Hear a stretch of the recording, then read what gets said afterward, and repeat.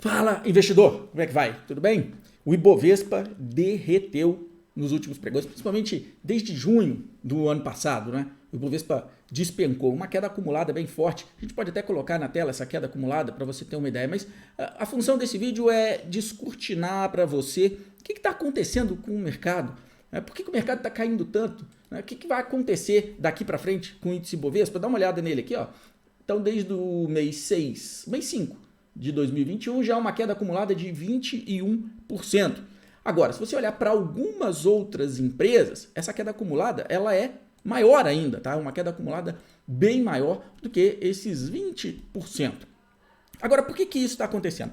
Você vai achar desculpas notícias mil, para poder justificar isso, tá? Uma delas é de que, por exemplo, os Estados Unidos está subindo juros, né? Possibilidade dos Estados Unidos subir juros, então a grana vai migrar daqui para lá e aí com essa alta de juros o investidor vai tirar dinheiro de tudo quanto é ativo e vai comprar ativo lá nos Estados Unidos. Será? Será que isso é verdade? Então vamos olhar os dados, né? Então eu peguei aqui uma informação pública que a B3 toda vez, né? Todo dia ela solta. Aqui investidor estrangeiro, se você reparar, em 2021 é recorde de entrada de investidor estrangeiro, com 102 bilhões que entraram. Em 2020, eles entraram com 7,4, ou seja, eles mudaram a tendência que vinha de 18 e 19, uma saída do investidor estrangeiro, agora uma entrada maciça. Ora, se os juros vai subir lá, por que eles não estão indo para lá? Por que eles estão vindo para cá? Ou seja, essa notícia não vai fechar com a conta que a gente está fazendo aqui. Talvez eles estejam vendo algo aqui que o investidor local não vê. Por quê? Eu não trouxe o dado, mas a grande saída, quem está dando saída, né, ou melhor, quem está dando entrada para o investidor estrangeiro é o investidor pessoa física. Não aquele que investe diretamente na bolsa, mas aquele que investe via fundo de investimento. Esse cara está dando saída para o investidor estrangeiro. Por quê? Porque ele saca o dinheiro do fundo, ele saca o dinheiro daquele fundo lá do banco, que ele começou a sofrer lá desde junho do ano passado, começa a cair, e aí chega uma hora que para ele não dá mais. Ele já estressou, tá por aqui, já estou perdendo dinheiro, eu não quero mais isso para mim, a bolsa não é feita para mim, e ele começa a sacar daquele fundo, coloca na renda fixa. Por quê? Porque a Selic começou a subir antes 2%, agora já está ali 9%, pode subir mais, aí ele vê mais sentido deixar o dinheiro ali tranquilo, dormir muito mais calmo. Tá certo? Tá errado? Até o final desse vídeo eu vou te dizer o que realmente está movimentando com a bolsa, por que está caindo e por que outras ações, tecnologia, Melius, Via Varejo, Magalu, Cash 3, Localweb despencaram, caíram muito mais do que esses 20%. A gente vai ver, mas você vai ver a real, o que real está acontecendo por trás disso daí. Dá uma olhada, por exemplo, que a Rafaela Vitória, que é a economista do Banco Inter, ela disse: para quem acha que o Fed subir juros lá fora é necessariamente um problema para a política monetária aqui no Brasil, não foi o que aconteceu entre 16 e 18. Taxa de juros caindo aqui e subindo, essa mesma taxa subindo lá fora. Se nós pegarmos então o período de 16 a 18, o índice Bovespa acumulou uma alta de 200%. Agora, um grande detalhe, eu quero compartilhar com você também os índices. Os índices são uma boa referência. Não sei se você sabe, mas a bolsa calcula índice do setor elétrico, setor de consumo, setor imobiliário, indústria, utilities, financeiro. E aqui na tela, por exemplo, eu tenho o setor financeiro aqui. No mesmo período que a bolsa caiu 21%, ele caiu 28%. Aqui eu tenho, você não está vendo, mas por exemplo, a energia elétrica, está aqui em cima do meu vídeo, caiu 16%. O índice de consumo desde o mês 6 do ano passado, 38%, ou seja, o consumo caiu mais. O índice imobiliário, 40%, caiu mais do que o mercado, que caiu 20%, né, do que a bolsa. A indústria caiu 17%. Utilities caiu 18%. E aí, se você pegar, por exemplo, aqui na tua frente, aqui, olha, o índice de materiais básicos caiu 18%. O que seria o índice de materiais básicos? Seriam aquelas exportadoras, ok? Vale, commodity, pararam de cair, inclusive. Pararam de cair. Então, investidor estrangeiro entrando, independente se lá vai aumentar, nos Estados Unidos vai aumentar juros, o índice de utilities acaba segurando mais, utilities não, de materiais básicos, acaba segurando mais, mas o resto do mercado está vindo abaixo. Então tá aquela sensação de small cap, por quê? Porque o índice de consumo imobiliário são mais indústria, são mais representados por small caps. Por quê? A nossa bolsa ela é concentrada em financeiro e índice de materiais básicos. Financeiro, materiais básicos. Só isso já vai responder por 80% do movimento do índice Bovespa. Se ela caiu menos, ou seja, uma boa parte, Vale, Petro, caiu menos, significa que o resto começa a empurrar a bolsa para baixo. Ou seja, trazer o resto do mercado para baixo. Então, carteiras de small cap estão sentindo mais nesse momento. E aí você pega as techs, Melius, Via, Magalu, estou colocando Magalu, Via como tech, tá? Cash, por quê? Porque elas dependem de internet, o crescimento delas exponencialmente seria via meio digital.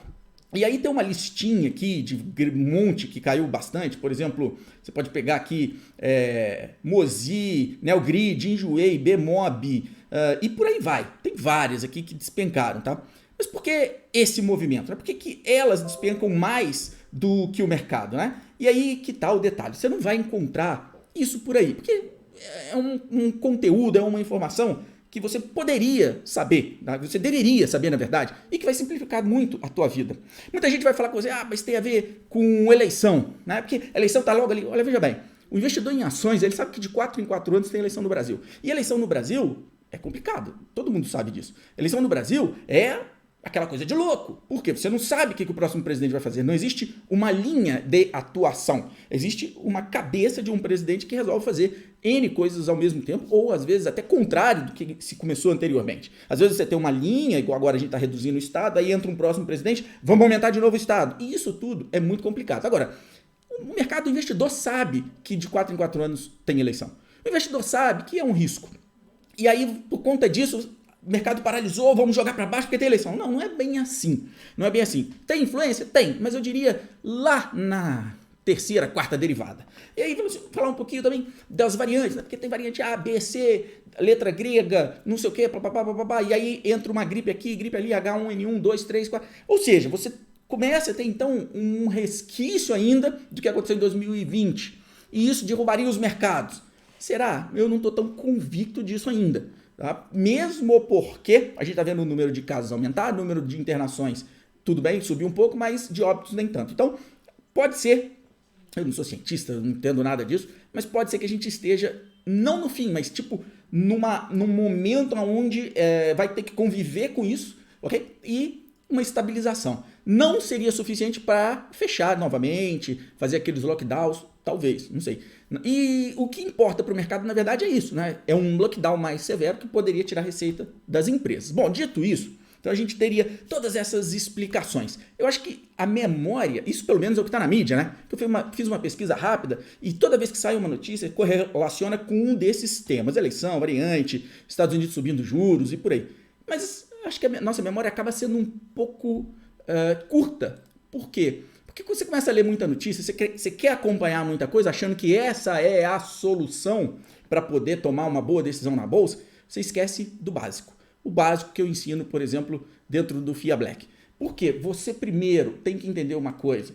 Preço de ação, ele é função do risco que você corre ao comprar uma ação. Vamos lá. Entende o seguinte. Você vai comprar uma ação, Melius, de cash, você para e pensa. Qual o retorno que esse negócio vai dar para mim e qual o retorno que eu tenho no mercado de forma segura, que nós chamamos de retorno de uma NTNB, por exemplo, que é um título IPCA+, do governo. Ora, se eu para comprar uma NTNB, e ela me dá um exemplo, tá? 5% mais o IPCA, para que eu vou correr o risco de comprar uma Melius, uma Cash, uma Localweb, uma empresa que tem um risco maior? Uma Magazine Luiza, para que eu vou fazer isso? Eu prefiro então comprar aquela NTNB. Não tem muito a ver com a alta da Selic. Óbvio que está um pouco na conta da NTNB, mas o grande detalhe da NTNB é que ela carrega um risco. Tá? Então você consegue ver a Selic mais o risco de se investir naquele país. E se você voltar um pouquinho no tempo, nós tivemos várias discussões do fiscal do governo. Tivemos a PEC não votava, isso pressionou, aumento de gastos, ou seja, o fiscal sendo pressionado e uma possibilidade do fiscal não vir tão bom mais à frente. Mas como eu fico sabendo disso, Gustavo? Dentro do mercado financeiro você tem a precificação, a curva de precificação dessas NTNs, que são os juros longos, os DIs negociados na bolsa. Quando você abre uma curva dessa, por exemplo, vamos abrir aqui uma curva de um DI 29, vencimento em 29. Se você reparar, ele vinha totalmente lateral, parado, até quando? Olha só, junho de 2021, aí ele começa a subir, exatamente aqui, subiu mais ou menos 3.600 pontos a partir de junho de 2021. E coincidência, vamos ver o que aconteceu com o Ibovespa aqui, olha, a partir de junho, mesmo mês de 2021, ele começa a vir numa tendência de queda e caindo esses 20%. Ou seja, a correlação entre a curva de juros e você pegar ali o índice Ibovespa, ela é inversa. Por quê? Porque quando você olha o risco de se investir numa ação, você vai olhar para uma taxa de juros que o mercado está te pagando, uma NTN, por exemplo. E se ela começa a subir, eu acabo exigindo um prêmio maior das empresas de bolsa, das empresas de renda variável. Eu exijo um prêmio maior para comprar aquele negócio. Com isso, você vai ver o preço dessas ações caindo. Ah, Gustavo, mas então por que uma Melius, por que uma Magazine Luiza caem mais? Porque elas carregam um risco maior. O grande valor desses negócios estão lá na frente. Se você pegar Magazine Luiza de junho para cá, uma queda de 75%. Se você pegar Localweb, você vai ver uma queda aqui, olha, de junho para cá, fevereiro, de junho para cá, uma queda de 65%. Se você pegar Melius Cash 3, de junho para cá, uma queda de 80%. Logo, se você souber exatamente o que significa essa curva, como é que ela absorve o risco que está no mercado e como isso é levado para o preço, concorda comigo que fica mais fácil você olhar para a curva e olhar para as empresas, para você entender melhor? E outro detalhe importante, aqui eu voltei para a Magazine Luiza.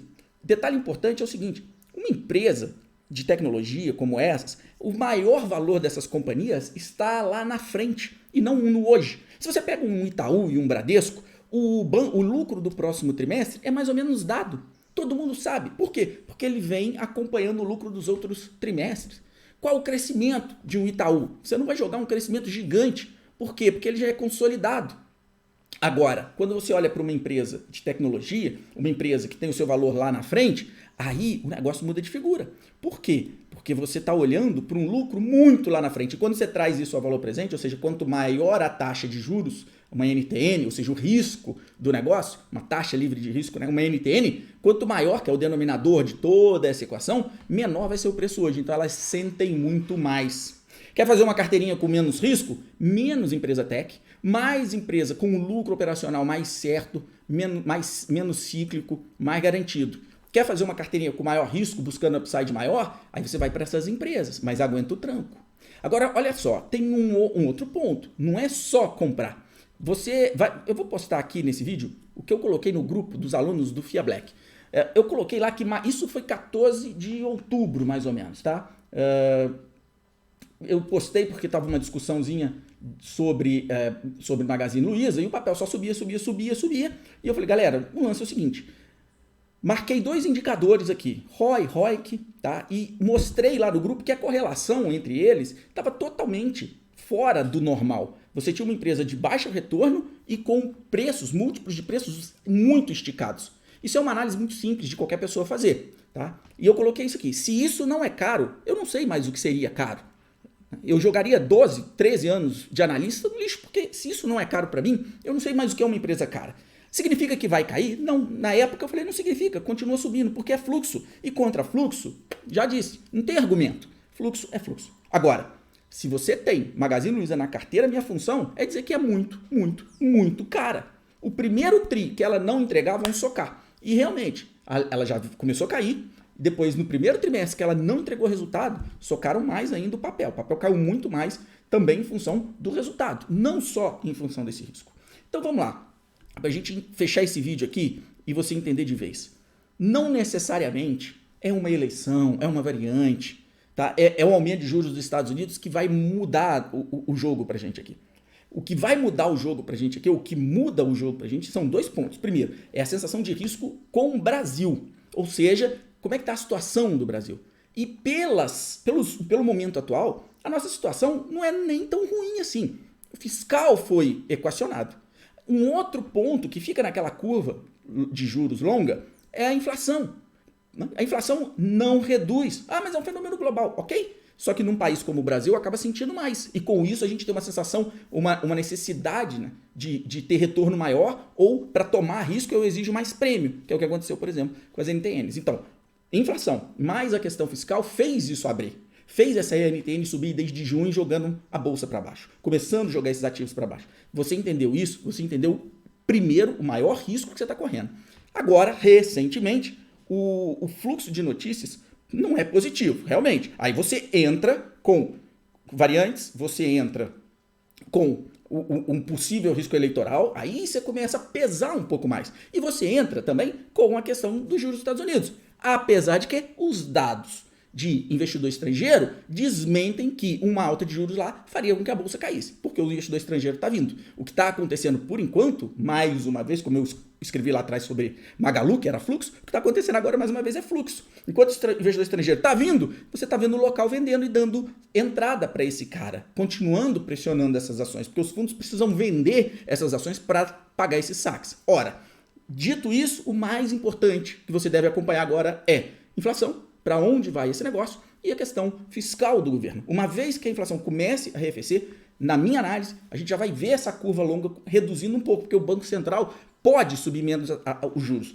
E subir menos os juros significa um risco menor. Inflação menor é um drive. Tanto que a maior parte dos analistas estão de olho realmente na inflação. E segundo, na questão fiscal, que me parece, de certa forma, equacionada, em andamento. Porém, claro, aí chegando perto de uma eleição. Se a gente vê um discurso de quebra de tudo que a gente está fazendo até agora economicamente, né? Uma quebra disso e um retorno para um Estado maior, mais inchado, gastando, aí o mercado vai sentir, aí o mercado reprecifica isso. Porém, veja bem, ponto 2, porém, o investidor em ações, ele não pode estar 100% ligado nesse negócio. Ele tem que entender o que ele está comprando. Como eu falei de Magazine Luiza, que está aqui na tela para você, ó. Como eu falei de Magazine Luiza, o investidor em ações, ele tem que identificar a empresa, identificar os prós e os contras dessa empresa, identificar aonde esse negócio vai gerar mais receita para tomar decisão, independente de quem vai ser o presidente. Por quê? Independente se os Estados Unidos vai subir juros ou não. Por quê? Porque se você imaginar, se pegar aqui uma Energias do Brasil, faça sol, faça chuva, ela vai estar entregando energia. E olha o gráfico dela, olha só. Desde outubro do ano passado, vamos lá,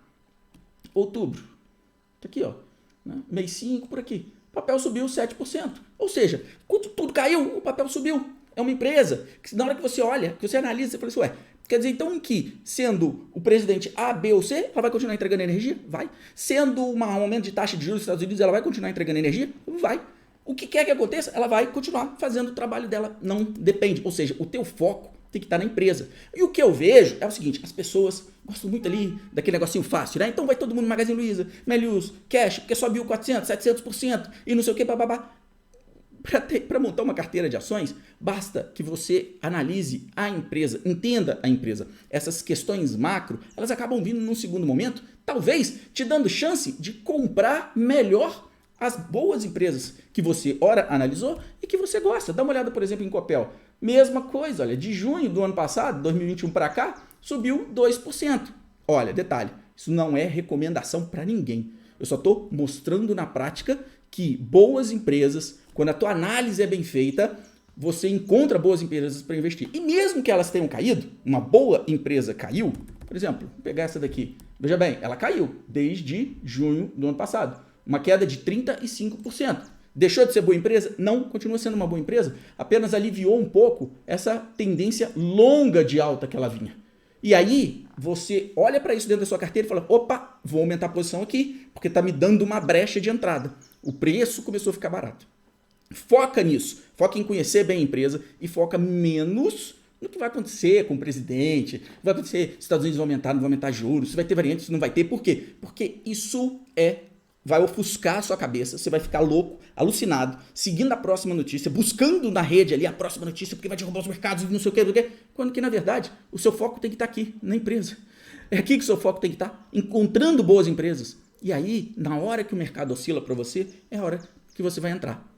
Você vai ficar muito mais tranquilo na bolsa e vai ganhar muito mais dinheiro na bolsa. Eu estou fazendo um treinamento de 7 dias, ele começa sábado, tá? Todo sábado eu começo uma turma nova. É um treinamento muito simples para você entender, começar a entender esse negócio que eu falei para você. Tá? Você acompanhou esse vídeo até aqui para você começar a olhar para o mercado com olhos de profissional e não com olhos de amador, sabe? Que fica vendo notícia, entra no site A, B, C, o que vai acontecer, por que isso, o que aquilo, o que eu faço, ouro, dólar, câmbio, investir na China, nos Estados Unidos, né? Tem que ter um pouquinho de criptomoeda, não sei o que. Não, faz o básico. sabe? Aprende o básico, aprende o que realmente vai mudar a sua vida. Então dá uma olhada no link que está na descrição desse vídeo. Participa dessa imersão, começa sábado, e eu vou te ensinar um pouquinho mais do que eu fiz a minha vida inteira como analista. Grande abraço, investidor, e a gente se fala no próximo vídeo.